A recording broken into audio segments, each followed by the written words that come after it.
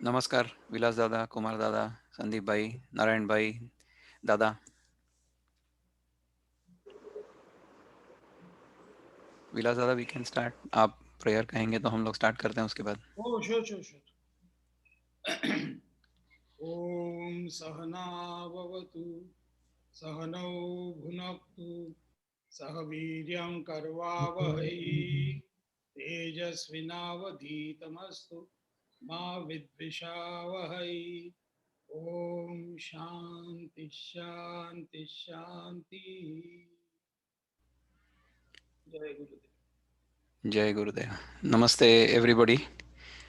हम लोग फिर से 15वें अध्याय पर थोड़ा चिंतन करते हैं। तो पिछली बार हम लोगों ने जो आध्यात्मिक साधना है या हमने हमारा जीवन कैसा जीना है उसके बारे में थोड़ा बहुत चिंतन किया था। तो निर्माण मोहा, जित संग दोषा, अध्यात्म नित्या, विनिवृत्त कामा, द्वंद्व विमुक्ता, ये 5 बातों के बारे में हमने बात की थी। तो अगर हम उसको सिद्ध पुरुष की दृष्टि से देखते हैं तो ये सिद्ध पुरुष के मैनिफेस्टेशंस होते हैं। मतलब सिद्ध पुरुष से, उनके जीवन से हमको ये सब देखने को मिल सकता है। तो जब तक हम उस पद तक नहीं पहुंचते हैं, वो कहते हैं कि ततः पदम तत् परिमार्गितव्यम यस्मिन् गता न निवर्तन्ति भूया तमेव चाद्यम पुरुषम प्रपद्ये यत प्रवृत्ति प्रसृता पुराणी। ये चौथा श्लोक था। और उसके बाद में हमने कहा कि निर्माण मोह, जित संग दोषा, अध्यात्म नित्या, विनिवृत्त कामा, द्वंद्व विमुक्ता, सुख दुख संज्ञा, गच्छन्ति अमूढ़ा पदम अव्ययम तत्। तो हम ये 5 अगर आध्यात्मिक साधना करते हैं तो उस अव्यय पद तक हम लोग जा सकते हैं। ये आध्यात्मिक साधना की दृष्टि से देखने का एक दृष्टिकोण हो गया। लेकिन अगर हमें पता चल गया कि जिस प्रकार से इस जगत का विवरण या वर्णन भगवान ने किया है पहले 2 श्लोकों में, अगर उसी प्रकार से ये जगत है तो हमको उस जगत के बारे में किसी भी प्रकार की कोई भी आसक्ति होगी ही नहीं। और अगर वो नहीं होगी तो ये 5 बातें जो बताई है भगवान ने, वो 5 बातें हमारे जीवन में अपने आप उतरने लगेंगी। उसके लिए करना कुछ नहीं पड़ेगा। तो हमारा ये सारा जो चिंतन चलता है उसमें सेल्फ इंक्वायरी, डिस्क्रिमिनेशन, इसके आधार पर ही तो हमारा ये सब अभ्यास चल रहे हैं। तो ये जब होता है, ये हमें जब समझ में आता है, तो ये 5 बातें अपने आप होने लगेंगी, ऐसा मेरा अनुभव है। तो क्या होगा कि मान का मोह नहीं होगा। यानी कोई हमको मान दे या हमारा अपमान करे तो हमको उससे कोई फर्क नहीं पड़ेगा। या हम किसी मान में अपने आप को तोलेंगे नहीं, न वस्तु में, न काल में, न देश में। उसके बाद में संग दोष, जिसके कारण दोष उत्पन्न हो सकता है, उस प्रकार का संग, उस प्रकार की आसक्ति हम में होगी नहीं, क्योंकि हम जो वस्तु अस्तित्व में नहीं है उसके बारे में हमारे मन में आसक्ति होगी कैसे। ये होगा। So that will be the manifestation. ये मैनिफेस्टेशन हो सकता है अगर हमें अच्छी तरह से ये समझ में आया तो इस प्रकार से ये आध्यात्मिक साधना करके भी इसके तरफ देखा जा सकता है, या ये मैनिफेस्टेशन ऑफ एनलाइटनमेंट ऐसा भी देखा जा सकता है। तो one and the other are one and the same thing. ये दोनों तरफ से अगर देखा जाए तो उस प्रकार से हमें ये समझ में आएगा। उसके बाद न तद्भासयते सूर्यो न शशांको न पावकः यद्गत्वा न निवर्तन्ते तद्धाम परमं मम। ये 6वां श्लोक है। तो इसका जो विनोबा ने भाषांतर किया है वो ऐसा है कि न त्यास उजळी सूर्य कायसे अग्निचंद्र हे जेथ गेला न परते माझे अंतिम धाम ते। सो ये जगह जो है, इसको न सूर्य प्रकाशित कर सकता है, न चंद्र प्रकाशित कर सकता है। तो इसमें हम 2 प्रकार से इसकी ओर देख सकते हैं। सूर्य जो है ये हमारे दृष्टि के देवता है। सो हमारे दृष्टि के कारण सूर्य है और सूर्य के कारण दृष्टि है, ये दोनों एक दूसरे पर अवलंबित हैं। हम अगर पुरुष सूक्त देखेंगे तो पुरुष सूक्त में ऐसा लिखा है कि चक्षु सूर्यो अजायत। तो ये सूर्य जो है, इसके कारण मेरी दृष्टि है या मेरी दृष्टि के कारण सूर्य है। देखिए सूर्य का जो प्रकाश होता है ना, वो प्रकाश हमें दिखाई नहीं देता है। सूर्य का जो प्रकाश है वो सूर्य और पृथ्वी के बीच में आकाश में भी होता है, लेकिन वो हमें दिखाई नहीं देता है। जब वो प्रकाश पृथ्वी पर पड़ता है और परावर्तित होता है, उसके बाद में हमको उसका आभास होता है। सो व्हाट वी ऑब्जर्व और what we experience is not the sunlight, what we experience is daylight. तो हमें जो बाहर सब जगह रोशनी दिखती है या प्रकाश दिखता है, वो प्रकाश सूर्य का प्रकाश नहीं है, वो प्रतिबिंबित प्रकाश है।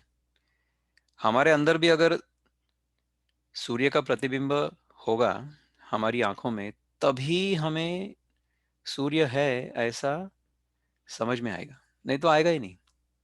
जैसे हम सुबह उठ कर के कभी सूर्योदय का दर्शन करते हैं, संदीप भाई हमारे कई बार सूर्य के चित्र होते हैं, सूर्योदय के या सूर्यास्त के चित्र उनके फेसबुक पर लगाते हैं या फिर हमें भेजते हैं व्हाट्सएप में। तो ये क्यों होता है? क्योंकि वो सूर्य का प्रतिबिंब हमारे रेटिना पर जब पड़ता है, तभी हमें सूर्य का अस्तित्व समझ में आता है। वो अगर नहीं होगा तो आएगा ही नहीं। तो हमें हमेशा प्रतिबिंबित प्रकाश का ही अनुभव होता है, हमें प्रकाश का अनुभव ऐसा नहीं होता है। तो इंद्रियों से जो गोचर हो सकता है, जो समझ में आ सकता है, उसके परे है ये कहने का तात्पर्य है यहाँ पर। नत्यास उजड़ी सूर्य, द सन कैनॉट इल्यूमिनेट। सूर्य उस पर प्रकाश नहीं डाल सकता है। हमने शायद कठोपनिषद में इसी प्रकार का एक श्लोक देखा था, न तत्र सूर्य ऐसा कुछ तो भी है, न तत्र चंद्र ऐसा कुछ तो भी बोला था। मुझे वो उपनिषद तो पता नहीं है, हमें संदीप भाई या विलास भाई या कुमार भाई बता सकते हैं, क्योंकि उन्होंने इस पर ज्यादा चिंतन किया है। इसका अर्थ यह है कि वो जो तत्पदम है या अंतिम धाम है, वहां पर सूर्य का प्रकाश नहीं पहुंच सकता है। सो दैट प्लेस और that experience is beyond the sense organs, ये कहने का तात्पर्य है। और दूसरा क्या है? काय से अग्निचंद्र है। सो न तद भासयते सूर्यो न शशांको न पावकः। तो शशांक जो है वो है चंद्र, चंद्रमा जो है ये हमारे मन की देवता है। जैसे वो पुरुष सूक्त में कहे ना कि चक्षु सूर्यो अजायत, चंद्रमा मनसो जायत। सो हमारे मन के कारण चंद्रमा है, हमारी दृष्टि के कारण सूर्य है। सूर्य के कारण हमारी दृष्टि नहीं है, चंद्रमा के कारण हमारा मन नहीं है, लेकिन वो एक दूसरे के साथ जुड़े हुए हैं। तो चंद्र की मन की देवता है चंद्र। इसका अर्थ क्या हुआ कि न हमें इंद्रियों से उस परम पद का अनुभव हो सकता है, न मन के द्वारा हो सकता है। तो ये इंद्रियों और मन दोनों के परे है, ऐसा इसका तात्पर्य है। उसके बाद जब हम वहां चले जाते हैं, यद गत्वा न निवर्तन्ते तद्धाम परमम, वहां पर जाने के बाद में हम वापस नहीं आएंगे, ये है मेरा परम धाम। तो उस प्रकार से अगर हमें उसका अनुभव होता है, तो इसके पहले के पांचों छः छः पांचों श्लोक जो हैं वो हमें अपने जीवन में अनुभव में आने लगेंगे। वहां पर हम जब तक नहीं पहुंचते हैं, तब तक ये जो साधना है ये हमें कॉन्शियसली करनी पड़ेगी। हमें समझ में नहीं आ रहा है अभी तक, हमें इसका अनुभव नहीं है, लेकिन भगवान ने हमें बताया है। तो ये सच ही होना चाहिए। इस निष्ठा से, इस श्रद्धा से हम जब इस पर काम करना शुरू करेंगे, तब हमें इस प्रकार का अनुभव आना अपरिहार्य है। ऐसा मुझे ये अब तक के चिंतन में समझ में आया है। तो इस पर अगर आप कुछ कहना चाहेंगे तो आप कहिए, फिर हम लोग थोड़ा और चिंतन करते हैं इसके बारे में। तो ये जगत और साधना, ये दोनों का इन्होंने भगवान ने निराकरण किया अभी तक, इनको बताया। इन दोनों का लिंक मुझे नहीं समझ में आया विक्रम भाई, बताइए। कि ये तो समझ गया sun does not shine nor the moon nor fire, हाँ बट इसका ये having gone there return not, यानी सुप्रीम अबोर्ड से इसका क्या लिंक आ रहा है? इस ये नहीं समझ में आ रहा है मुझे ठीक अभी है, भी। चलिए इस पर थोड़ा चिंतन करते हैं। आप देखिए कि सूर्य आकाश में है, हमको दिखाई दे रहा है, बराबर है, लेकिन सूर्य का दर्शन मुझे कैसे हो रहा है? देखिए, हमें सारे जगत का दर्शन हमारे अंदर होता है, इतना तो हमको समझ में आता है, ठीक है। मेरे अंदर मुझे जो दर्शन हो रहा है या मुझे जो अनुभव हो रहा है वो आपको नहीं हो रहा है। आपको जो अनुभव हो रहा है वो केवल आप ही को हो रहा है। और जब तक वो अनुभव आपको होता नहीं है तब तक वो है या नहीं है इसके बारे में आपके मन में संदेह रहेगा, है ना। अगर आपको अनुभव हो रहा है तभी आपको समझ में आएगा कि ये वस्तु है। ठीक है, तो सूर्य का अनुभव आपको कैसे होता है? जब आपकी आंखें खुली हैं और आपकी आंखों में सूर्य का प्रतिबिंब पड़ रहा है तब आपको पता चलेगा कि सूर्य बाहर है। ठीक है, तो उसको कौन प्रकाशित कर रहे हैं? सूर्य कब होगा? सूर्य तभी होगा जब मेरी आंखें खुली होगी। यानी क्या हो गया कि मेरी आंखें या मेरी दृष्टि सूर्य से अधिक बलवान है। तभी जाकर के सूर्य का दर्शन आंखों के अंदर हो रहा है, दृष्टि के अंदर हो रहा है। ठीक है, और ये अनुभव मुझे कहाँ हो रहा है? ये मेरे मन में हो रहा है। इसका अर्थ क्या हुआ कि मन जो है ये दृष्टि से परे है। क्योंकि मन में तो दृष्टि का भी अनुभव हो रहा है, ध्वनि का भी अनुभव हो रहा है, स्पर्श का भी अनुभव हो रहा है, गंध का भी अनुभव हो रहा है और रसना का भी अनुभव हो रहा है, रस का अनुभव हो रहा है। तो ये पांचों इंद्रियों से जो अनुभव हो रहे हैं ये सारे के सारे मेरे मन में हो रहे हैं। इसका अर्थ क्या हुआ कि मन इनके परे या इनसे ऊपर है।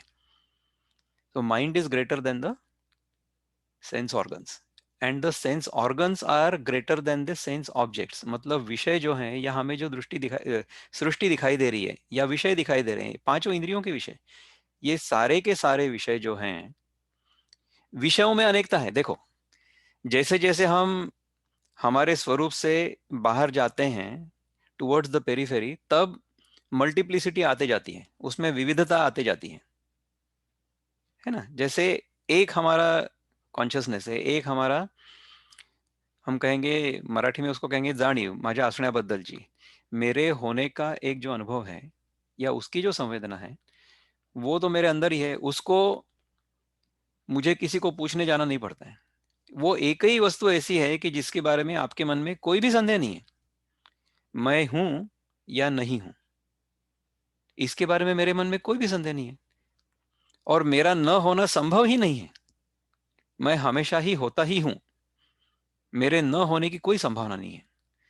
तो ये जो मेरा होना पना है, my existence, my fundamental existence, इसके बारे में मेरे मन में कोई भी संदेह संदेह नहीं है। और ये होना पना मैं जानता हूं, मैं जानता हूं कि मैं हूं। और मेरा जानना ही मेरा होना है और मेरा होना ही मेरा जानना है। इसमें होना और जानना ये दो अलग अलग नहीं है।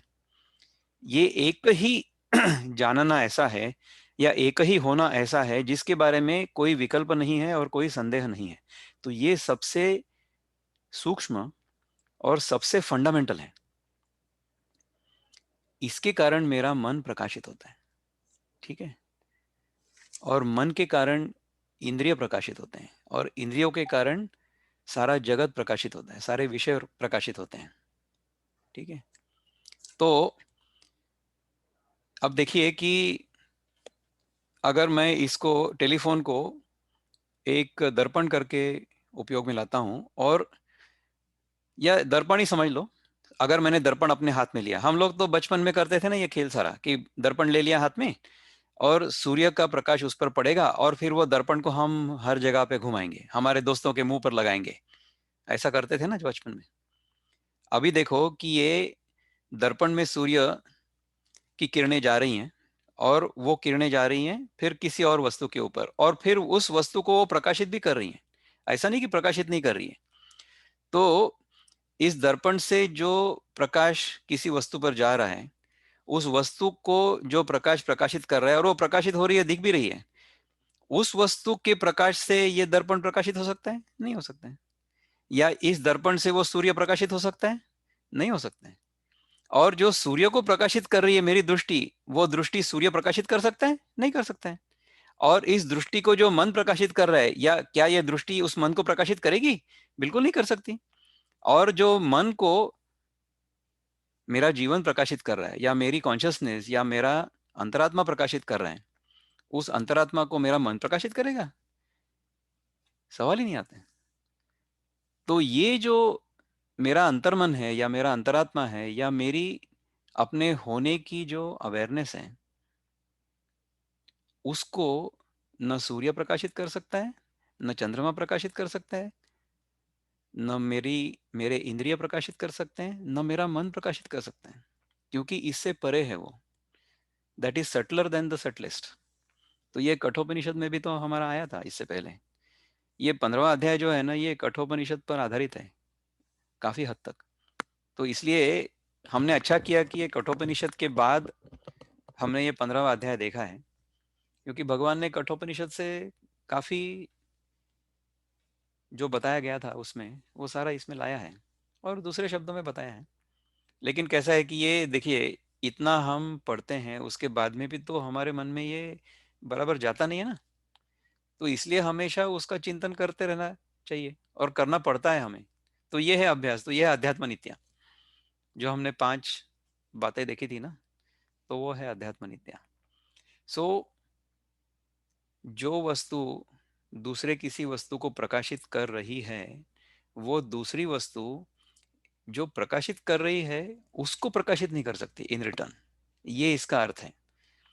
तो इसलिए हम विषयों से इंद्रियों में आ गए, इंद्रियों से मन में आ गए, मन से हमारे बुद्धि में आ गए, बुद्धि में से जीवन में आ गए। और जीवन के पीछे, जीवन क्या है, ये हमारा जो मैनिफेस्टेशन ऑफ लाइफ कहेंगे, जीवन का प्रगटीकरण, ये तो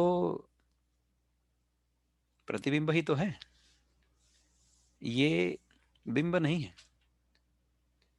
तो जो उसके पीछे का तत्व है, आत्म तत्व, वो मैं हूं, जो सबको प्रकाशित कर रहे हैं।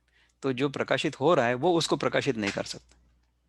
तद धाम परमम मम, that is my eternal abode, ये कह रहे हैं भगवान। ठीक लग रहा है क्या? समझ में आ रहा है? तो ये जब हम समझने लगते हैं, तब जाकर के क्या होगा कि हमारा विषयों के प्रति जो आकर्षण है या उसके प्रति एक आसक्ति जो हमारे मन में बैठी हुई है जन्म जन्मों से, वो चली जाएगी अपने आप। जानी चाहिए, ऐसा होना चाहिए। तो ये है पहले 6 श्लोकों का अर्थ या सारांश जो मुझे समझ में आया है। उसके बाद में ये जीव का प्रसंग आता है। भगवान ये बताते हैं कि ये जीव नाम की चिड़िया क्या है। तो उसमें बोलते हैं कि ममैवांशो जीवलोके जीवभूतः सनातनः मनःषष्ठानीन्द्रियाणि प्रकृतिस्थानि कर्षति शरीरं यदवाप्नोति यच्चाप्युत्क्रामतीश्वरः गृहीत्वैतानि संयाति वायुर्गन्धानि वाशयात् श्रोत्रं चक्षुस्पर्शनं च रसनं घ्राणमेव च अधिष्ठाय मनश्चायं विषयानुपसेवते उत्क्रामन्तं स्थितं वापि भुञ्जानं वा गुणान्वितं विमूढानानुपश्यन्ति पश्यन्ति ज्ञानचक्षुषः यतन्तो योगिनश्चैनं पश्यन्त्यात्मन्यवस्थितं यतन्तोऽप्यकृतात्मानो नैनं पश्यन्त्यचेतसः। यहाँ तक जीव का प्रसंग आया है। तो ये संस्कृत में हमें, मुझे याद है, लेकिन इसका जो अर्थ है ये हमको हिंदी या अंग्रेजी या मराठी में समझना पड़ेगा। तो मेरे पास विनोबा की जो गीताई है, ये मुझे याद नहीं है, इसको मुझे पढ़ना पड़ेगा। लेकिन मैं पढ़ के सुनाऊंगा कि ये how it sounds exactly like that. उसी छंद में विनोबा ने उसका सारा भावांतर किया हुआ है। तो सारे भाव, सारा अर्थ उसमें आया हुआ है और उसी छंद में आया है। तो उसी प्रकार के ट्यून में हम लोग उसको गा सकते हैं।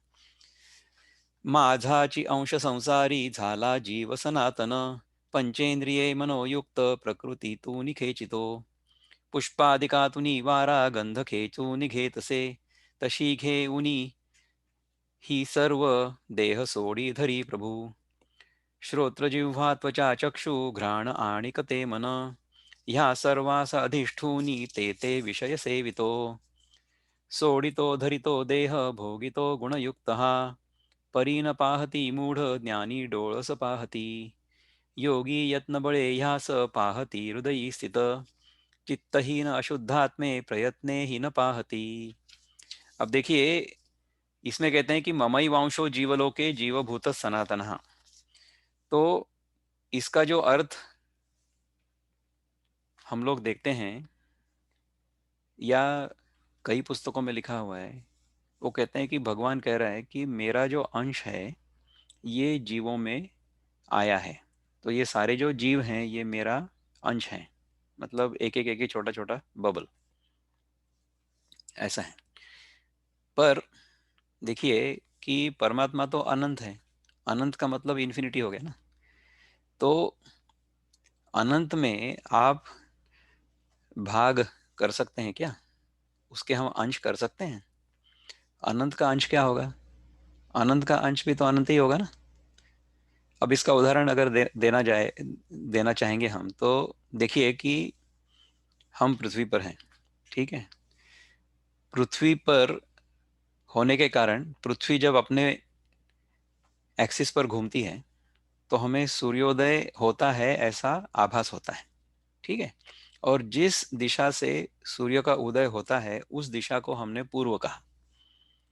और पूर्व के तुलना में अगर देखेंगे तो पूर्व के पीछे वाली जो हो गई वो पश्चिम हो गई, है ना।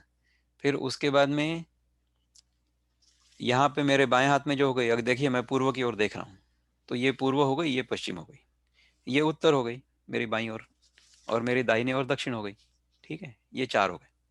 फिर क्या हुआ? फिर हो गया ये ईशान्य, नॉर्थ ईस्ट, आग्नेय, साउथ ईस्ट, वायव्य, नैऋत्य यानी ये साउथ वेस्ट, और वायव्य यानी नॉर्थ वेस्ट। ऐसे हो गए, आठ दिशा हो गए, ठीक है। और एक ऊर्ध्व ऊपर और एक नीचे, तो ऐसे 10 दिशाएं हो गई। अब मुझे बताओ कि ये 10 दिशाओं को अगर हम जोड़ेंगे तो सारा आकाश तैयार होगा? ऐसी कल्पना है? ऐसा नहीं हो सकता है, क्योंकि ये जो 10 दिशाएं हैं ये भी तो अनंत ही है। ये 1/10 ऑफ स्पेस थोड़ी है, 1/10 of infinity is infinity, isn't it? और ये दिशाएं जो हैं ये काल्पनिक है। काल्पनिक क्यों है? क्योंकि ये पृथ्वी जो अपने एक्सिस पर घूम रही है और इसके कारण जो हमें सूर्योदय का आभास हो रहा है, और उस दिशा को मैंने पूर्व दिशा कहा, उसके तुलना में, उसके रिलेशनशिप में, उसके आधार पर ये सारी 10 दिशाएं हैं। अगर मैं चंद्रमा पर चला जाऊंगा तो क्या होगा? न पूर्व होगी न पश्चिम होगी। So in pure space, in infinite space, there are no directions.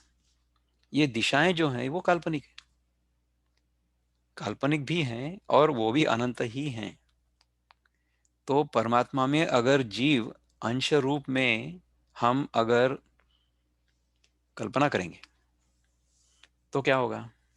हर जीव जो है वो अंश रूप होते हुए भी, अंश रूप तो हम कह ही नहीं सकते क्योंकि अंश हो ही नहीं सकते, जीव भी अनंत ही है। तो अभी इसका स्पष्टीकरण ये है कि अनंत पर जब पंचकोशों की उपाधि चढ़ाई जाती है तो उस उपाधि के कारण अनंत जिस प्रकार से प्रतीत होता है उसको जीव कहते हैं। यानी मैं पृथ्वी पर हूं और पृथ्वी घूम रही है अपने एक्सिस पर, इसलिए जिस दिशा से सूर्योदय होने का आभास मुझे होता है उस दिशा को मैंने पूर्व कहा। यानी पूर्व ये एक अध्यारोप है आकाश पर। इसी प्रकार से पंचकोशों का जब अध्यारोप होता है परमात्मा पर, तब जो वस्तु दिखाई देती है उसको कहते हैं जीव।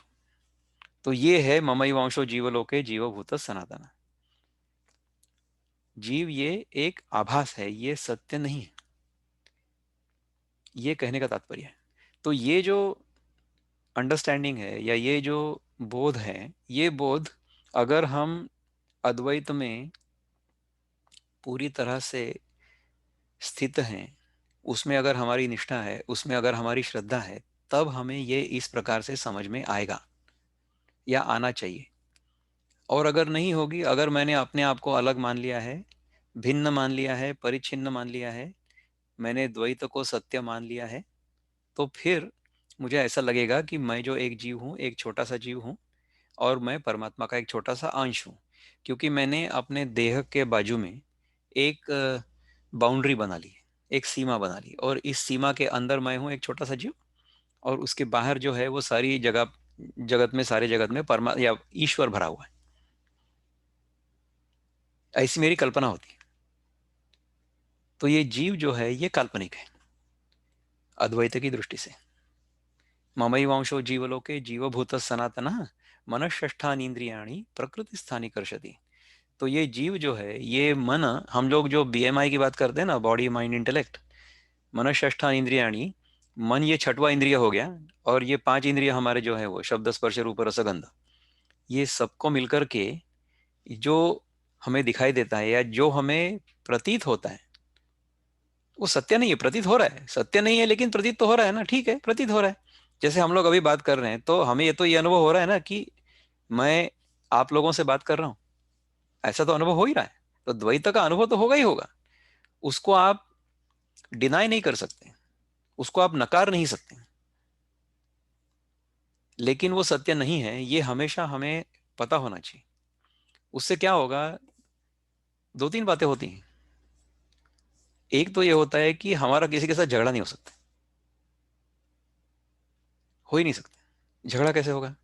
अगर मुझे किसी के साथ झगड़ा करना है, ऐसी मेरे मन में इच्छा आती है, इसका अर्थ क्या हुआ कि जिससे मैं झगड़ा कर रहा हूं वो सत्य है, ऐसा मैंने मान लिया है। ऐसा जब मैं मानता हूं तो उसी क्षण मैं अद्वैत से नीचे गिर करके द्वैत में आ जाता हूं। यानी मेरे अद्वैत की निष्ठा का क्या हुआ? कुछ नहीं हुआ। ऐसी बात है। तो जब अद्वैत में निष्ठा होगी तब द्वैत का दर्शन नहीं होगा ऐसा नहीं है, द्वैत का आभास तो होगा ही होगा।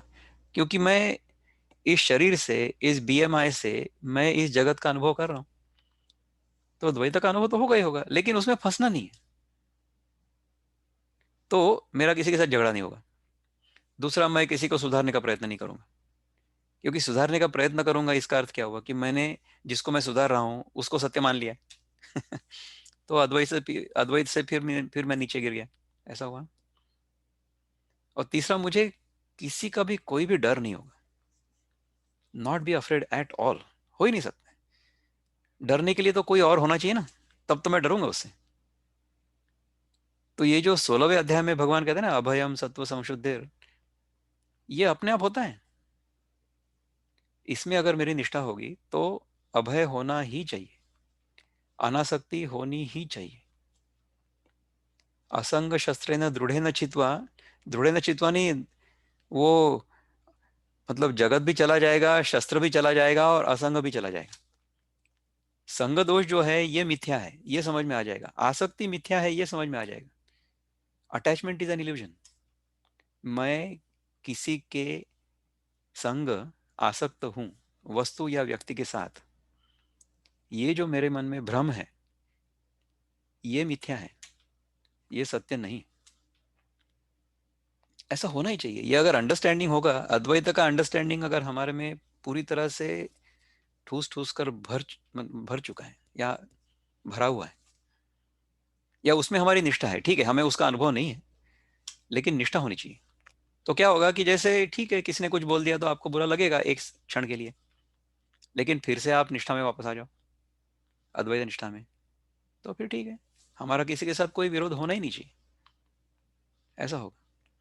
ममैवांशो जीवलोके जीवभूत सनातन मनःष्ठान इंद्रियाणी प्रकृति स्थानी कर्षति। यो ये सारे जो चीजों का एक कुनबा बनाए हैं वो प्रकृति को अपने तरफ से खींच लेते हैं।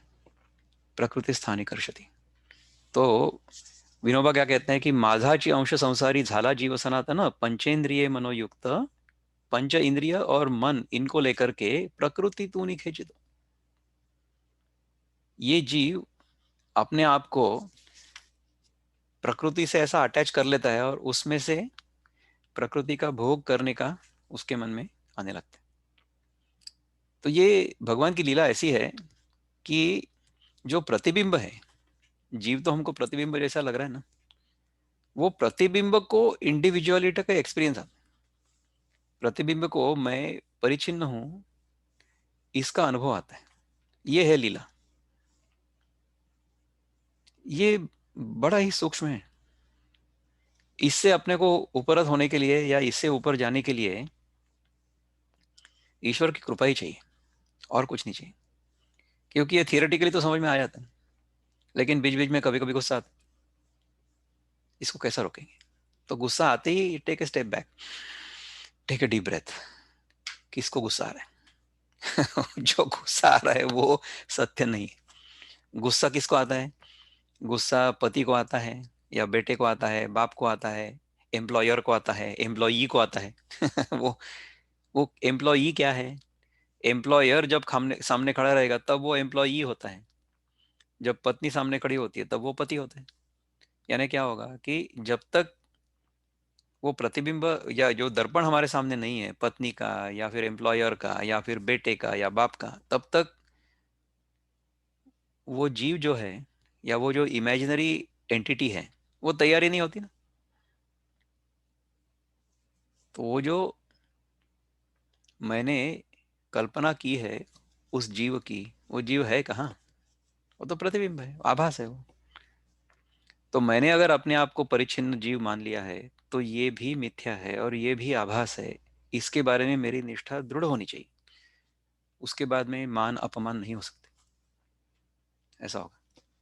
तो ये है, पुष्पादिका तुनी वारा गंध खेचूनि घेतसे, तशी घेऊनी ही सर्व देह सोढ़ी धरी प्रभु। पर इसको लेने से पहले ये ममई वंशो जीवलोके के बारे में कुछ कहना है आपको, उसके बारे में कुछ चिंतन करना है थोड़ा? Any doubt on that? Infinite cannot be divided. अनंत में विभाजन नहीं हो सकता।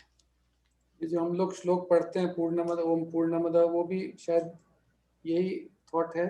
ऐसा ही है, बिल्कुल ऐसा ही है। तो ये भी पूर्ण है, वो भी पूर्ण है, यानी पूर्व दिशा भी पूर्ण ही है। पूर्व दिशा आधी अधूरी थोड़ी है, 1/10 थोड़ी है।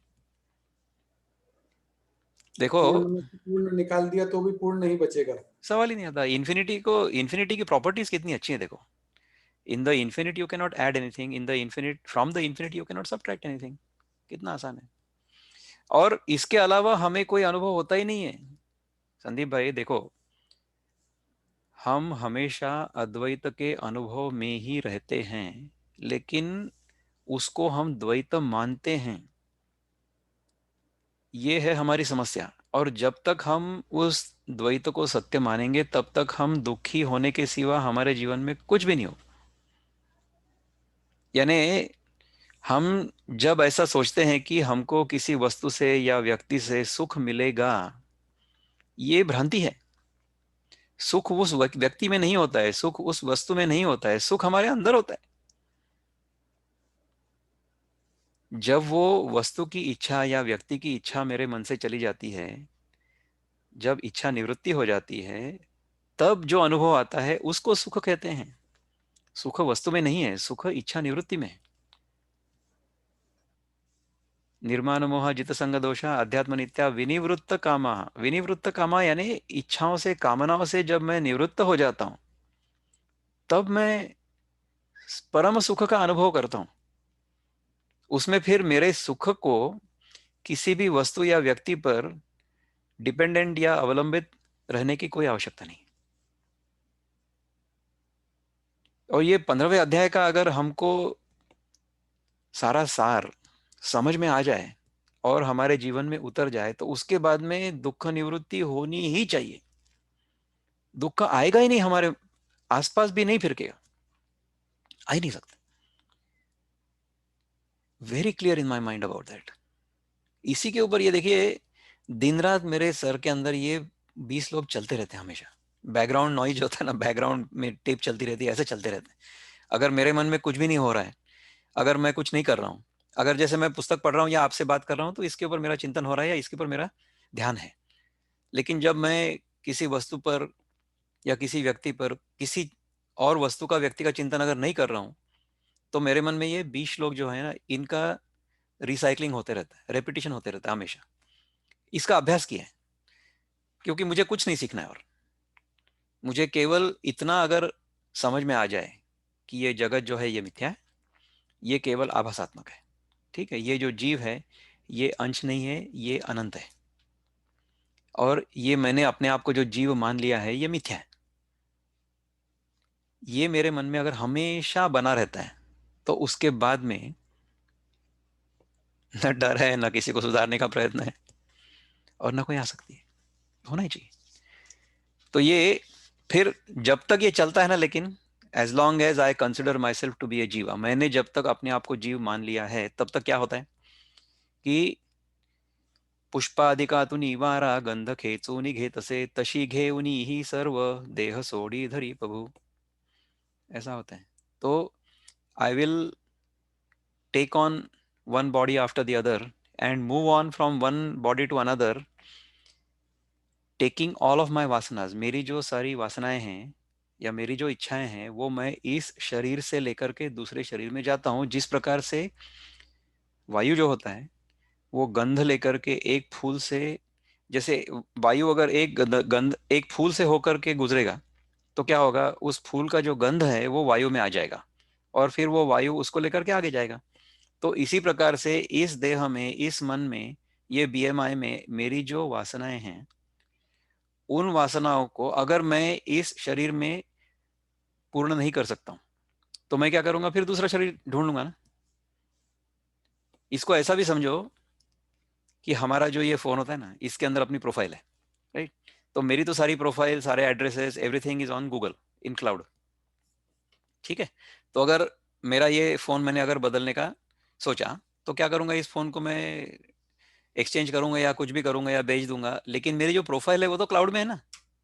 फिर क्या होगा, फिर वो दूसरा जो डिवाइस में लूंगा, दूसरा फोन, उसमें मैं जब साइन अप करता हूँ विथ माय प्रोफाइल और with my email ID and password, तो फिर वो जो पुरानी प्रोफाइल होती है इस फोन की, वो दूसरे फोन में आ जाएगी ना। ऐसे ही होता है। तो जब तक मैं ये जीव भाव में हूं, जब तक मैंने अपने आप को अलग, मेरी अलग प्रोफाइल तैयार हो गई है, तो वो प्रोफाइल एक डिवाइस से दूसरे डिवाइस में जाती है बराबर। तो ये है पुष्पादिकातुनी वारा गंध खेचुनी घेतसे, तशी घेऊनी ही सर्व देह सोडी धरी प्रभु। तो ये परमात्मा तत्व जो है वो जब जीव भाव में प्रतिबिंबित होता है, तो ये जीव जो है ये जीव एक शरीर को छोड़ करके दूसरे शरीर में जाता है, पर अपनी वासनाओं को लेकर जाता है।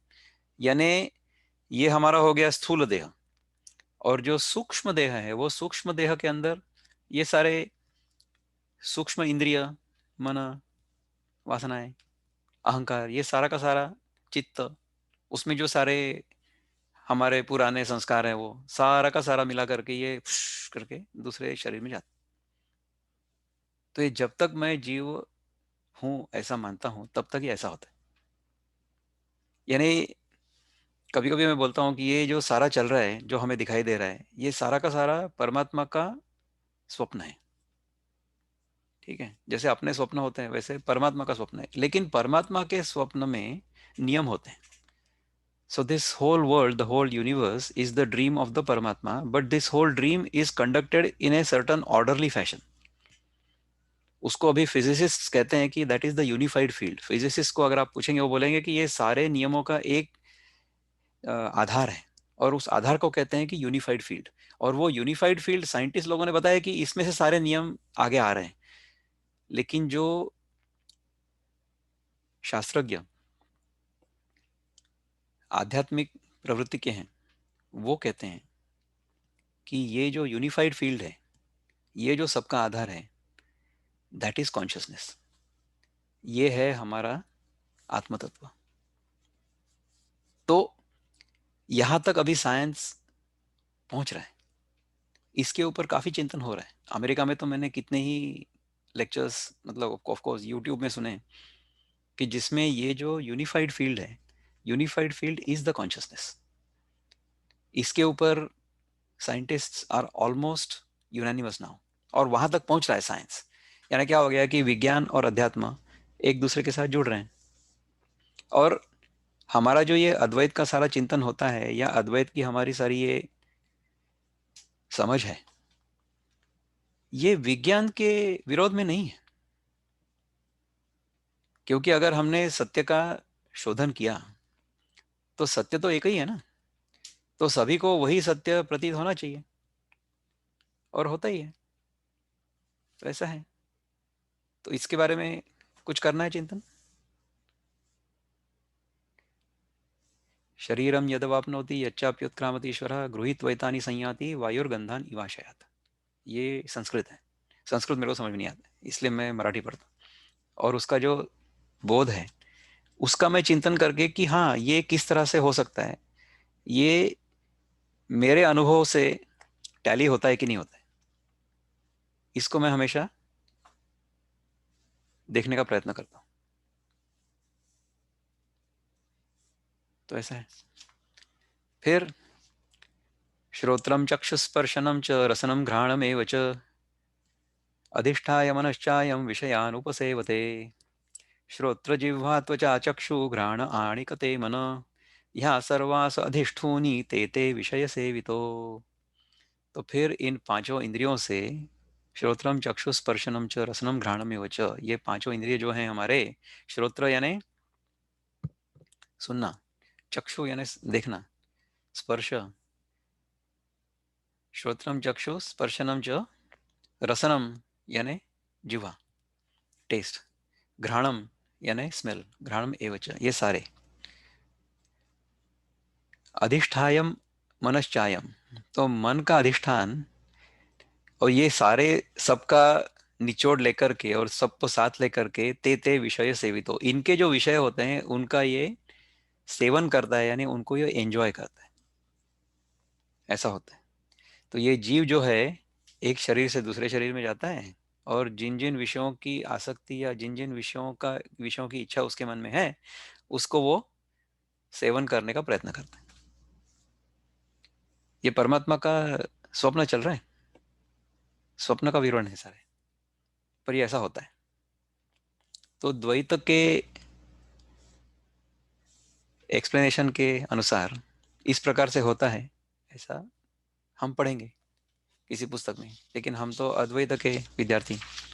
तो अद्वैत की दृष्टि से क्या होता है उसके लिए अभी मैं 10वां श्लोक छोड़ दूंगा, लेकिन 11वें श्लोक में है कि योगी यत्न बड़े यहाँ स पाहति हृदय स्थित चित्त ही न शुद्धात्मे प्रयत्ने ही न पाहति। तो यतंतो योगिनश्चैनम पश्यन्त्यात् मन्य, उसके पहले का ले लेते हैं चलो। जैसे श्रोत्रम चक्षुस्पर्शनम च रसनम घ्राणमेव च बताया ना, अधिष्ठाय मनश्चायं विषयानुपसेवते उत्क्रामन्तं स्थितं वापि भुञ्जानं वा गुणान्वितं विमूढानानुपश्यन्ति पश्यन्ति ज्ञानचक्षुषः। यानी सोडितो धरितो देह भोगितो गुणयुक्तः परि न पाहति मूढ़ ज्ञानी डोळस पाहति। तो इस प्रकार से ऑर्डिनरीली हम लोग साधारणतः जब देखते हैं तो हमें ऐसा लगता है कि ये जो एक जीव है ये एक शरीर छोड़ करके दूसरे शरीर में गया और फिर वहां जाकर के वो भोग कर रहे हैं, यानी either he is enjoying life और सफरिंग लाइफ, उसको यातनाएं हो रही है, ऐसा सब होता है। लेकिन इस प्रकार से अगर हम देखेंगे तो विमूढ़ा नानु पश्यन्ति पश्यन्ति ज्ञान चक्षुषा, विमूढ़ जो होता है ना वो उसको इस गलत तरह से देखता है, और जो जिसके ज्ञान चक्षु खुल चुके हैं, ज्ञान चक्षु यानी हमारी बुद्धि परमात्मा की कृपा से पूरी तरह से स्वच्छ हो चुकी है, साफ हो चुकी है, जिसका चित्त शुद्ध हो चुका है, वो अलग तरह से देखेगा इसको, ये कहते हैं भगवान। कौन करेगा ये? यतन्तो योगिनश्चैनं पश्यन्त्यात्मन्यवस्थितं यतन्तोऽप्यकृतात्मानो नैनं पश्यन्त्य चेतसः। तो योगी यत्न बळे स पाहति हृदय स्थित चित्तहीन शुद्धात्मे प्रयत्ने ही न पाहति। तो हमारा चित्त अगर शुद्ध नहीं है तो प्रयत्न करने के बाद भी हमें ये नहीं समझेगा, क्योंकि द्वैत का जो पगड़ा है मेरे सर पर या मेरे मन पर इतना दृढ़ है कि उससे बाहर निकलना बहुत मुश्किल है। कृतात्मानो नैनम पश्यन्ते चेतसा, कितना ही प्रयत्न करो वो हमको समझ में नहीं आता है। तो चित्त शुद्ध होना चाहिए। तो चित्त शुद्ध अनेक प्रकार से हो सकते हैं। तो जैसे मैंने जो प्रयोग किया वो आहार शुद्धि का किया, उससे चित्त शुद्धि हुई। हम मेडिटेशन से कर सकते हैं या फिर भक्ति से हो सकता है, कर्म से हो सकता है, कई प्रकार से हमारा चित्त शुद्ध हो सकता है। इनफैक्ट कर्म का प्रयोजन ही ये है कि उससे हमारा चित्त शुद्ध हो, उस शुद्ध चित्त में अनुशासन में रहने की प्रवृत्ति उत्पन्न होगी। तो फिर हम 6वें अध्याय में आएंगे। मतलब पहले 2 3 4 5 अध्याय तक कर्म कर लिया, फिर कर्म से संन्यास हो गया, फिर उसके बाद में ध्यान योग पे आए, अष्टांग योग पे आए, क्योंकि उसमें हमारे मन को हमने अनुशासित करना है। उसके बाद में हम भक्ति में आ गए, फिर हमारा चित्त एकाग्र हो गया। ये सब करने के बाद जब हमारा चित्त पूरी तरह से शुद्ध हो गया, एकाग्र हो गया, उस शुद्ध एकाग्र चित्त में फिर ये ज्ञान चक्षुषा, यानी हमारी तीसरी आंख खुलेगी, और परसेप्शन विल बिकम क्लियर। ऐसा होगा, तब जाकर के हमको ये सारा विषय समझ में आता है या आ सकता है, ऐसा भगवान कह रहे हैं। तो इसके बारे में कुछ चिंतन करना है किसी को?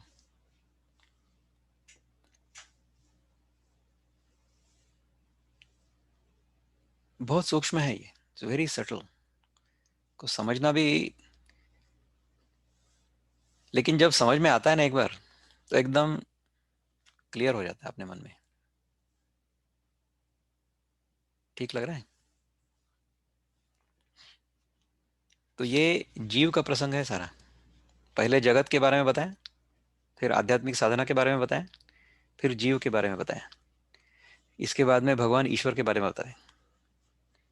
तो हमने कल्पना की है कि एक ईश्वर है, ये सारा जगत जो है इसको चला रहा है, ये कौन है? इसके बारे में फिर भगवान बताते हैं। यदादित्यगतं तेजो जगद्भासयतेऽखिलं, यच्चन्द्रमसि यच्चाग्नौ तत्तेजो विद्धि मामकम्, गामाविश्य च भूतानि धारयाम्यहमोजसा, पुष्णामि चौषधी सर्वा सोमो भूत्वा रसात्मका, अहं वैश्वानरो भूत्वा प्राणिनां देहमाश्रितः, प्राणापानसमायुक्तः पचाम्यन्नं चतुर्विधम्। बाद में जो क्रक्स है, ये 15वें अध्याय का 15वां श्लोक। सर्वस्य चाहं हृदि सन्निविष्टो मत्तः स्मृतिर्ज्ञानमपोहनं च, वेदैश्च सर्वैरहमेव वेद्यो वेदान्तकृत् वेदविदेव चाहम्। ये ईश्वर का सारा प्रसंग आता है कि ईश्वर है क्या। तो ये सूर्य से शुरू होता है। यदादित्यगतम तेजो, यानी सूर्य में जो तेज है वो मैं हूं, या वो मेरा तेज है। जगत भा यदादित्यगतम सु यदादित्यगतम तेजो जगद्भासयते खिलम, यच्चंद्रमसि, इसके अंदर ये सूर्य के तेज के कारण सारा जगत हमको प्रकाशित हुआ है, ऐसा बोध होता है। यच्चंद्रमसि यच्चाग्नौ तत्तेजो विद्धि मामकम, तो चंद्र में जो शीतलता है, और या अग्नि में जो शीतलता है, जो चंद्र में तेज है, जो सूर्य में तेज है, चंद्र में भी प्रकाश तो है ही ना, तो उसमें से जो प्रकाश, लेकिन वो ठंडक आती है उससे, उससे प्रकाश में हमारी आंखों को कोई कष्ट नहीं होता है। सूर्य के प्रकाश से कष्ट होगा, यानी जो सूर्योदय होता है या सूर्यास्त होता है तब नहीं होता है, लेकिन जब सूर्य ऊपर आता है सर पे, तो उसके बाद में हमारी दृष्टि पर उसका बुरा असर पड़ सकता है, तो उससे कष्ट होगा। तो उसमें जो तेज है वो तेज मेरा है, चंद्र में जो है वो भी मेरा ही है। अच्छा ठीक है, सूर्य बहुत दूर है, तो उससे नजदीक आ गए, उससे पास आ गए हमारे भगवान, वो चंद्र में आ गए। चंद्र भी काफी दूर है, तो ठीक है, चलो अपने पास अपने घर में, हमारे रसोई घर में अग्नि है, वो है, उसका जो तेज है वो भी मैं ही हूँ। तो ये दूर से तो पास पास पास पास आ रहे हैं भगवान हमारे। ठीक है, ये सारा का सारा मेरा है, ऐसा बोल रहे हैं। ठीक है, यदादित्यगतम तेजो जगत भाषायते किलम यच्चंद्रमसि यच्चाग्नो तत्तेजो विधिमाकम। फिर गाम आविश्य च भूतानी।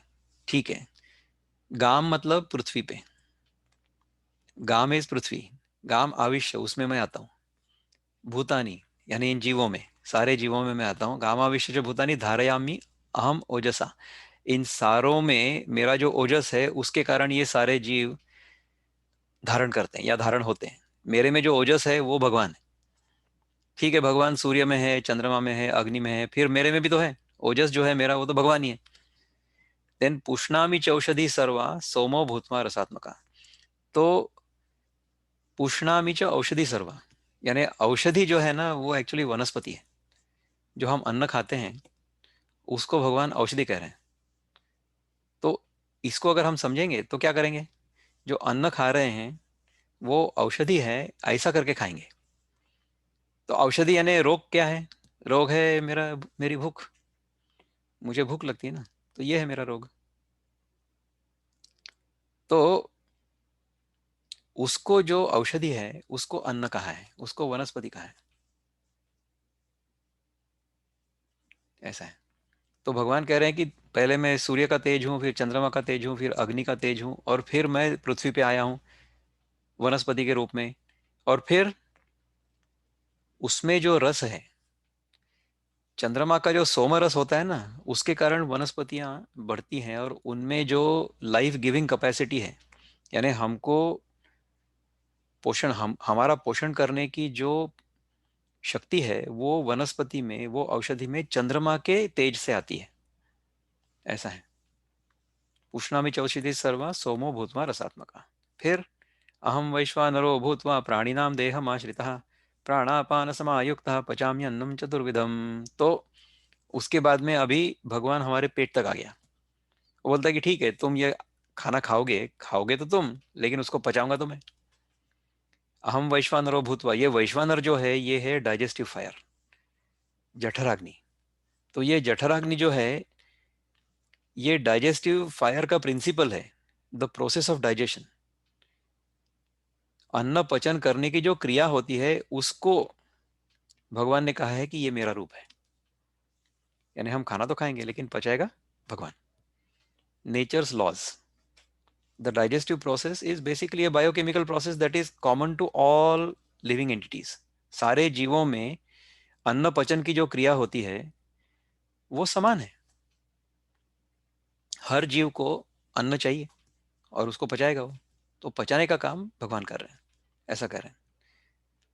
फिर उसके बाद में कहते हैं, और वो अन्य पचवीचारी प्राणापाना स फुंकुनी, यानी पचाम्यन प्राणापान समायुक्त पचाम्यन्नम चतुर्विधम। तो प्राण और अपान को इक्वलाइज करके, उनको समायुक्त करके मैं चारों प्रकार के अन्न का पचन करता हूँ। तो चार अन्न जो होते हैं ना, एक चबा के खाने का, पीने का, और चूसने का, और चाटने का, ऐसा होता है।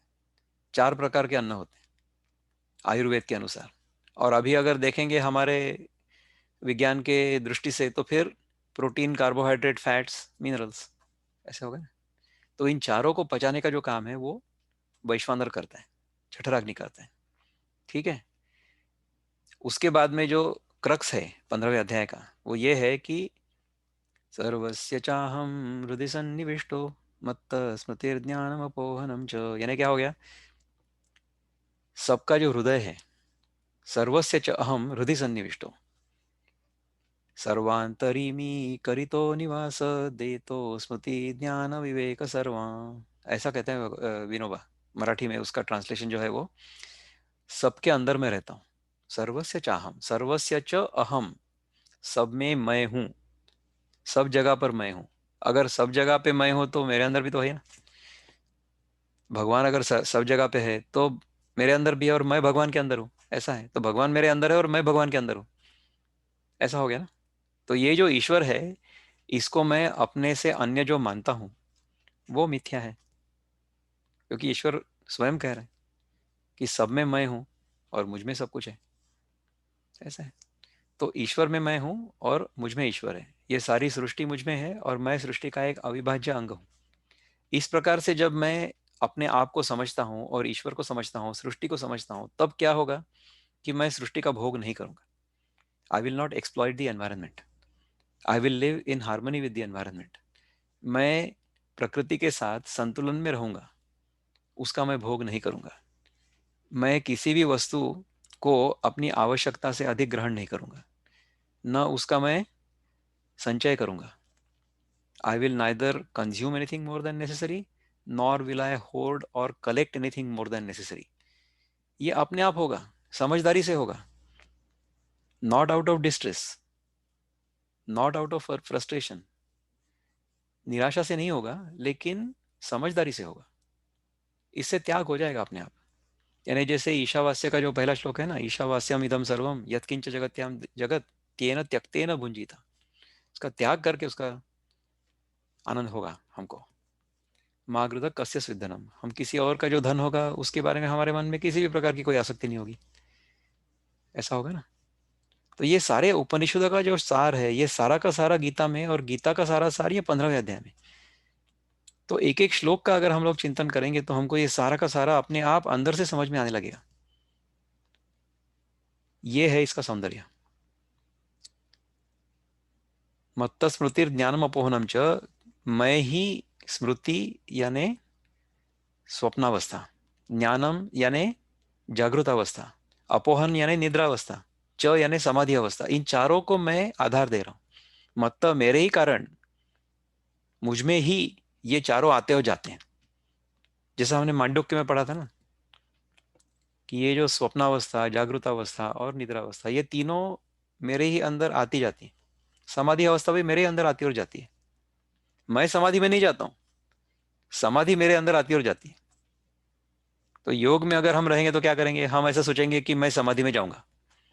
मैं नहीं जाता हूं कहीं, समाधि मेरे अंदर आती और जाती है। ये है अद्वैत का अंडरस्टैंडिंग। समग्र वेदा सहिमीचि वेद्य, वेदज्ञमी वेद रहस्य कर्ता, यानी क्या, वेदैश्च सर्वै अहमेव वेद्यो। सब वेद यही कह रहे हैं कि मैं जो हूँ वो अहम एव वेद्यो, जानने लायक जो है वस्तु वो मैं अकेला ही हूँ। I am the only one worthy of knowing.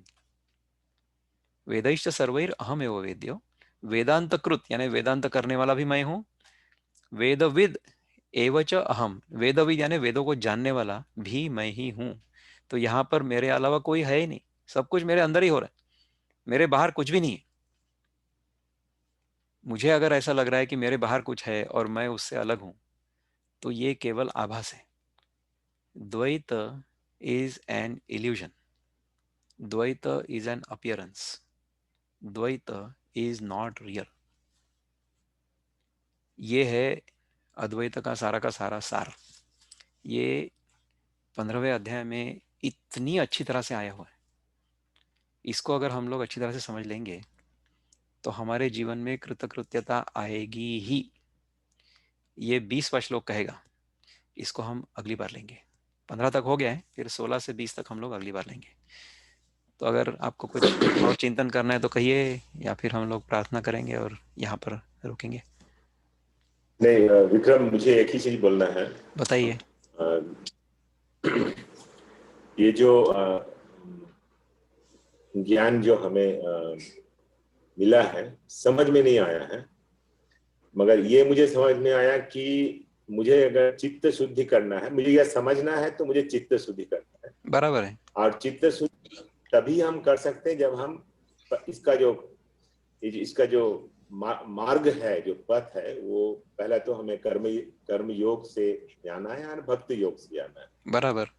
तो ही मेरा वही सोचना है कि 15 अध्याय मैं पढ़ तो लूंगा, मैं आपसे समझ भी लूंगा, हाँ, मगर एक्चुअली मुझे कोई समझ में नहीं आएगा जब तक मैं ये कर्म योग और भक्ति योग में विलीन नहीं हो जाता हूँ। तो यानी ये जो जिंदगी जो हम रेगुलर जो करते हैं, जैसे हाँ, नित्य कर्म जिसको हम लोग करते हैं, जो हाँ, हमें हाँ, करना ही पड़ेगा जिंदगी जीने के लिए, बराबर है। तो वही नित्य कर्म करना है। और जो भी कर्म करना है उसमें भक्ति योग से करना है कि ये हमारा भगवान का प्रसाद जो भी मिल रहा है वो भगवान का प्रसाद।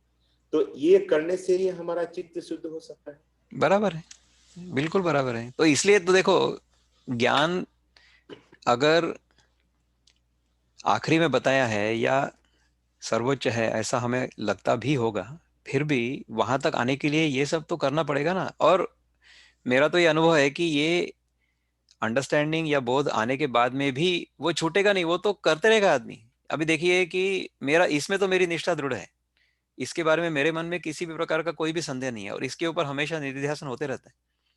लेकिन मैं कर्म भी करता हूँ, मेरा जो प्रोफेशनल काम है वो करता हूँ, या फिर योगासन में करता हूँ योग भी करता हूँ, और जो सारा का सारा काम है ये भक्ति पूर्वक ही करता हूँ ना। ऐसा करता हूँ कि ये भगवान के चरणों में अपने को अर्पण करना है। इसी निष्ठा से ही होता है या इसी भावना से होता है। तो होते तो रहेगा, ये करते रहेंगे हम, जब तक हमारा ये शरीर है तब तक ये करना ही पड़ेगा। खाना खाते हैं ना, भूख लगी तो खाना खाते हैं, तो फिर क्या होता है कि भूख कम हो जाती है एक, और दूसरा ऐसा है कि बिना भूख लगे हम खाना खाने की इच्छा हमारे मन में नहीं होती। ऐसा होता है ये अपने आप। तो इस पर सही हम, बात है, बहुत अच्छा लगा विक्रांत। हाँ कोई बात नहीं, हम इसको और कंटिन्यू करते हैं नेक्स्ट वीक फिर से। अभी आज के लिए रुकते हैं, तो जरूर। विलास दादा आप अगर प्रार्थना कहेंगे तो फिर हम यहाँ पे रुक चलिए जाएं। सब जन साथ में ही करते, सबको तो मालूम है प्रार्थना। हाँ लेट्स करिए हाँ, करिए। सर्वे भवन्तु सुखिनः, सर्वे सन्तु निरामयाः, सर्वे भद्राणि पश्यन्तु, मा कश्चित् दुःखभाग् भवेत्। असतो मा सद्गमय, तमसो मा ज्योतिर्गमय, मृत्योर्मामृतं गमय। ॐ शान्ति शान्ति शान्तिः। जय गुरु।